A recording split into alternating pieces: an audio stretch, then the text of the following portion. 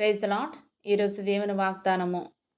తేదీ ఆగస్టు 21, 2025. ఆదికాండము 32వ అధ్యాయం 24వ వచనము. యాకోబు ఒక్కడు మిగిలిపోయెను, ఒక నరుడు తెల్లవారు వరకు అతనితో పెనుగులాడెను. ఆమేన్. ఒక్కడే మిగిలిపోయాడు. ఈ మాటలు మనం ఒక్కొక్కరిలో ఎంత భిన్నమైన అనుభవాలను గుర్తుకు తెస్తున్నాయి. కొందరికి ఒంటరితనం, చింత గుర్తొస్తాయి. కొందరికి ప్రశాంతత, విశ్రాంతి స్ఫురిస్తాయి.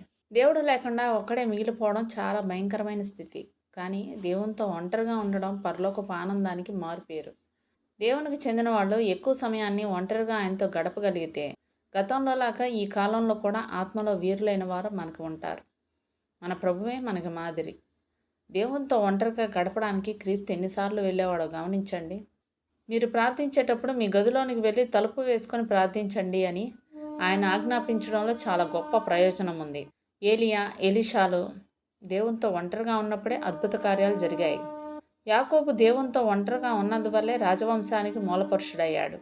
దేవుడు అతన్ని దర్శించినప్పుడు యెహోషువ ఒంటరిగా ఉన్నాడు. గిద్యోను, యెఫ్తా ఒంటరిగా ఉన్నప్పుడే ఇశ్రాయేలును రక్షించమని వాళ్ళకి ఆజ్ఞ వచ్చింది. అరణ్యంలో మండే పొద దగ్గర మోషే ఒక్కడే ఉన్నాడు. దేవదూత కొర్నేలి దగ్గరికి వచ్చినప్పుడు అతను ఒక్కడే ఉండి ప్రార్థన చేసుకుంటున్నాడు. పేతురు అన్యుల దగ్గరికి వెళ్ళమని ఆజ్ఞ వచ్చినప్పుడు మిద్దె మీద అతనితో ఎవ్వరూ లేరు. బాప్తిస్మం ఇచ్చే యోహాను అరణ్యంలో కూడా ఒక్కడే ఉన్నాడు. శిష్యుడైన యోహాను పద్మాసులో ఒంటరిగా దేవునికి సన్నిహితంగా ఉన్నాడు. దేవునితో ఒంటరితనాన్ని కోరుకోండి.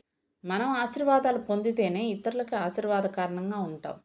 ఒంటరి ప్రార్థనను మనం నిర్లక్ష్యం చేస్తే మనల్ని మనమే నష్టపరచుకోవడం కాకుండా ఇతరులకి దీవెనలు అందకుండా చేసిన వాళ్ళం అవుతాం.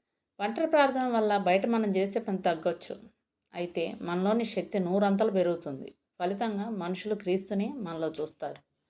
ఒంటరి ప్రార్థన ప్రాముఖ్యత గురించి ఎంత చెప్పినా అతిశయోక్తి కాదు. దేవుడిచ్చిన ఈ వాగ్దానాన్ని స్వతంత్రించుకొని ఆయనకి కృతజ్ఞతాస్తుతులు చెల్లించుకుందాం. అంటే కృపా ధన్యత దేవుడు మనకు అనుగ్రహించునుగాక.